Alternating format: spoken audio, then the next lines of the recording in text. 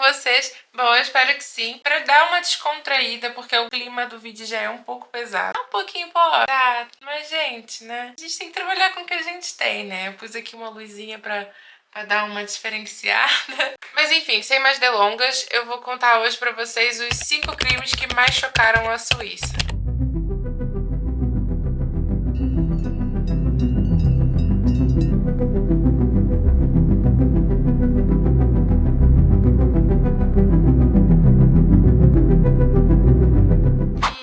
A contar pra vocês o nosso primeiro caso, que é um caso assim bem bizarro, uma coisa de filme assim, de terror, até virou mesmo uma série. Talvez seja interessante, eu ainda não assisti, mas a história é bem bizarra. Bom, esse caso aconteceu no ano de 1994, onde 48 corpos foram encontrados em 2 aldeias diferentes, lugares distintos aqui no oeste da Suíça, e todos esses corpos pertenciam a membros de uma seita chamada San Templar, que no comecinho, essa seita na verdade era um grupo de pessoas que viviam ali perto de Genebra e tinham os mesmos interesses, que eram eles agricultura coletiva e métodos de cura alternativos. Mas pronto, essas pessoas se reuniam em convívio ali para partilhar experiências, para ajudarem umas às outras nesses interesses que elas tinham em comum, e também partilhavam comida e até mesmo dinheiro. Um dos membros da seita, chamado Michel Tabachnik, disse em uma entrevista, abre aspas, eu amava essas pessoas e essas pessoas se amavam. Queriam viver juntas, partilhar comida e até mesmo dinheiro. Alguns ganhavam 5.000 francos e outros ganhavam 100. E tudo era colocado na mesa e partilhado de forma igual. E esse Michel foi o único membro da seita que foi julgado. Mas eu já vou voltar na historinha dele. Eu vou agora contar mesmo o início do caso. Isso foi só pra vocês terem uma ideia do que tá por vir aí. Foi na madrugada do dia 5 de outubro de 1994 que os policiais do cantão de Friburgo descobriram 23 cadáveres em uma fazenda no povoado de Cherry,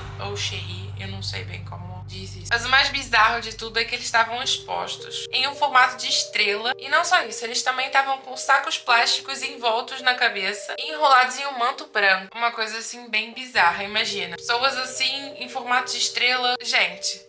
Sem comentários. Mas olha que vai ficar mais interessante. Quase no mesmo tempo, os bombeiros de Valage relataram algo bem parecido. Tipo, num período de tempo assim muito curto, descobriram mais 25 corpos. E aquilo não podia ser só coincidência, sabe? É uma coisa muito bizarra pra ser só coincidência. E esses outros 25 estavam em um lugar chamado Granges-sur-Savane. E bom, depois desse episódio, né, ficou tudo muito claro para as autoridades que aquilo só podia estar relacionado. Tipo, não tinha outra explicação. Assim, então, eles descobriram que, na verdade, esses mortos eram todos membros dessa seita chamada San Templar. Só que os investigadores inicialmente pensaram que aquilo tinha sido um suicídio coletivo. E que fazia muito sentido porque foram encontrados também algumas cartas escritas à mão por algumas pessoas em forma de despedida mesmo, dizendo exatamente assim: estamos deixando essa terra sem arrependimento. Uma coisa assim bem de seita, né? Vamos combinar. Eu não sei se vocês acompanham esse tipo de conteúdo, mas é um conteúdo que, bom, eu às vezes assisto e praticamente todas as seitas vão dar no mesmo, né? Aquela coisa de ter uma pessoa que vem pra salvar e tudo mais. Não tô falando de religião, tô falando mesmo de seita. Que, tipo, uma pessoa física, vem e diz que você vai fazer isso e fazer esse sacrifício, né? Tipo, sacrificar alguma coisa ou a sua própria vida. Essas coisas assim mais macabras, né? E a gente já sabe que não dá bom. Mas depois deles acharem essas cartas e pensarem que isso na verdade tinha sido um suicídio coletivo, não foi bem assim. Eles descobriram que as pessoas foram sedadas com vários anestésicos e depois foram ou baleadas ou então sufocadas. E os líderes se chamavam Dimambro e Jouret, e eles acreditavam que o fim do mundo estava próximo. Que surpresa, né? E bom, eles convenceram os seus seguidores, né? As pessoas que acreditavam em tudo que eles estavam ali dizendo, que as suas mortes os levariam para uma nova existência, em um outro planeta e em um nível espiritual superior.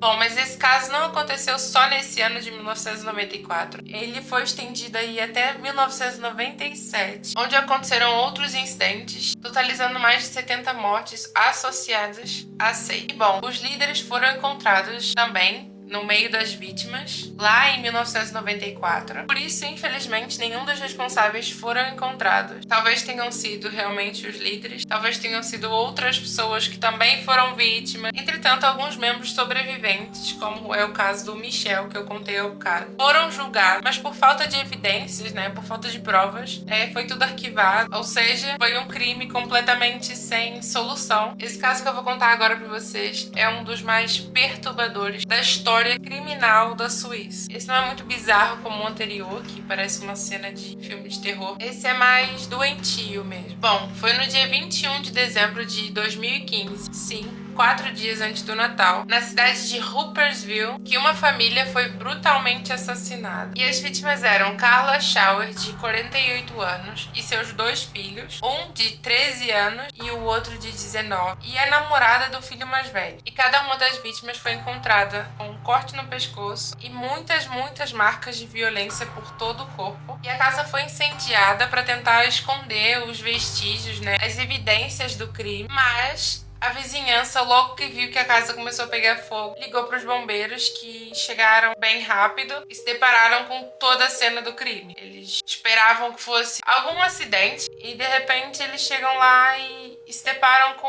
uma cena terrível. E o marido de Carla não estava em casa, ele foi viajar a trabalho e infelizmente, né, ele acabou se tornando um dos principais suspeitos pelas autoridades. Mas eu já vou contar melhor essa situação. Bom, e as investigações levaram meses e meses e meses até finalmente encontrarem o real autor do crime, que era Thomas Nick, de 34 anos. E tudo aconteceu assim: ele foi até a casa da família Schauer, disse que era psicólogo escolar e convenceu a Carla de entrar para eles trocarem uma ideia e conversarem melhor sobre o seu filho. Mas na verdade isso não se passava de uma grande mentira. E então, quando ele convence a Carla de entrar, ele amarra todas as vítimas e tortura elas por horas, principalmente o filho mais novo, que infelizmente é abusado. O seu objetivo principal era extorquir dinheiro da família, mas ele também agiu por prazer, porque doente, né? Eu já disse que ele amarrou as vítimas, né? Mas ele acaba soltando Carla e obrigando, forçando ela a sair de casa e ir no banco mais próximo que tivesse lá e levantar 10 mil francos. E tem imagens da Carla indo no banco e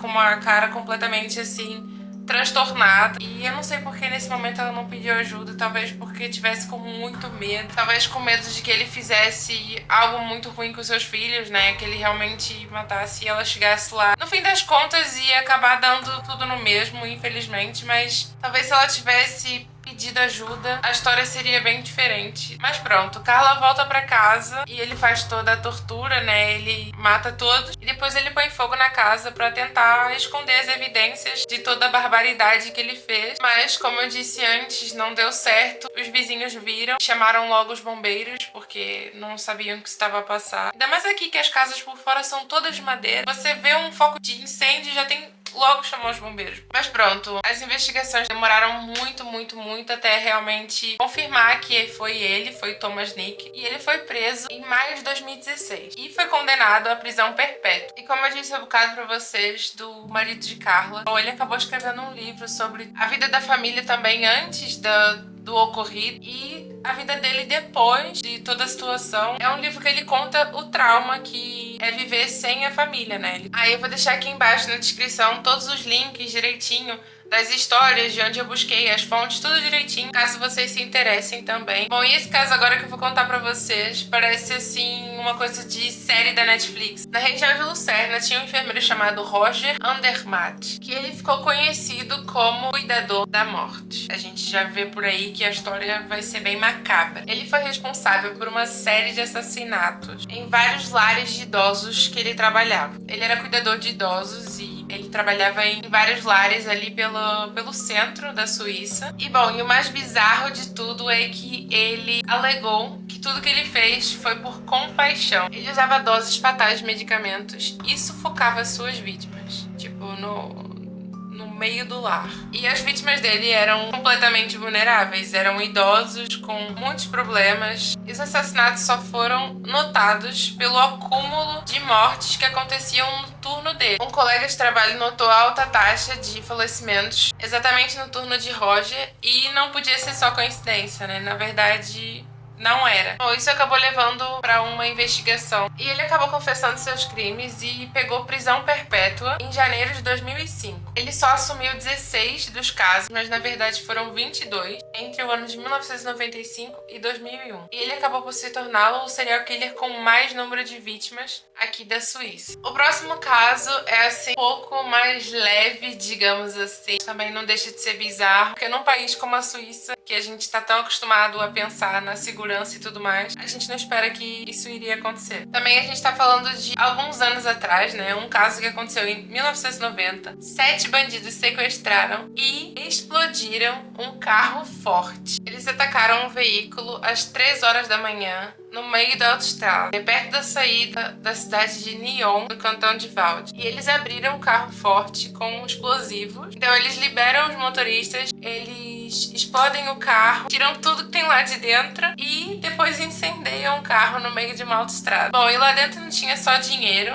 tinha também joias e alguns outros bens. E todos esses bens que eles roubaram estavam ali entre 40 e 45 milhões de francos. Que na altura, gente, imagina, 1990. Mas enfim, pra concluir a história, eles fogem, né? Só que eles são assim um pouquinho burros. Eles fugiram e foram pra França, né? Que essa cidade, se eu não me engano, ela é bem fronteirinha ali com a França. E eles ficaram ali na França, achando que iam passar despercebidos. Mas as autoridades da França comunicaram às autoridades da Suíça e eles foram pegos. E então as autoridades apreendem tudo que eles roubaram e, obviamente, eles foram presos. E por último, temos aqui o nosso caso, que é como os primeiros, assim, envolve mortes. É bizarro também. É um serial killer chamado Michel Perry. E ele era um motorista de caminhão que trabalhava, assim, fazendo essas viagens aqui de fronteira, né, na Europa. Durante os seus trajetos, ele oferecia carona para as pessoas, né, oferecia boleia, principalmente para jovens e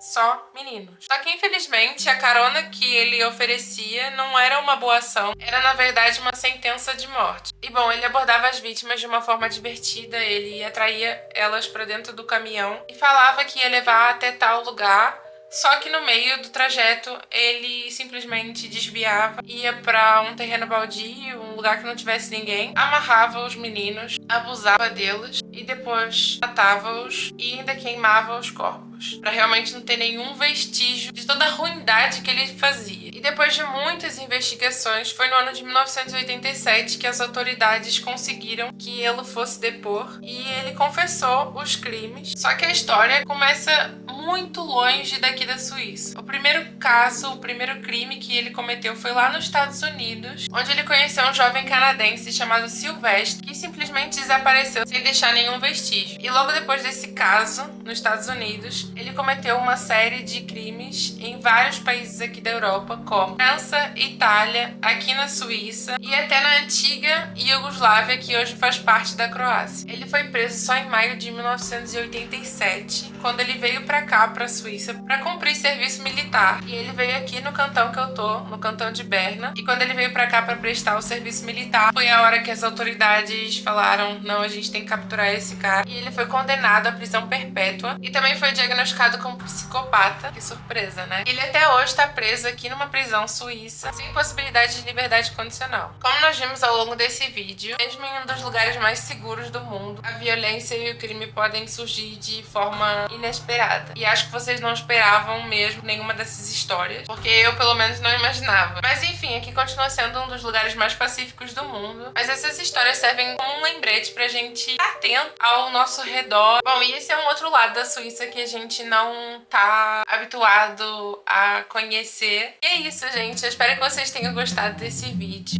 Tem outras histórias, outros crimes. Se vocês quiserem uma parte 2, deixem aqui nos comentários que eu trago. Bom, e não esquece de deixar o seu like pra me ajudar e se inscrever aqui no canal também, se você ainda não é inscrito. Eu vejo vocês no próximo vídeo. Tchau!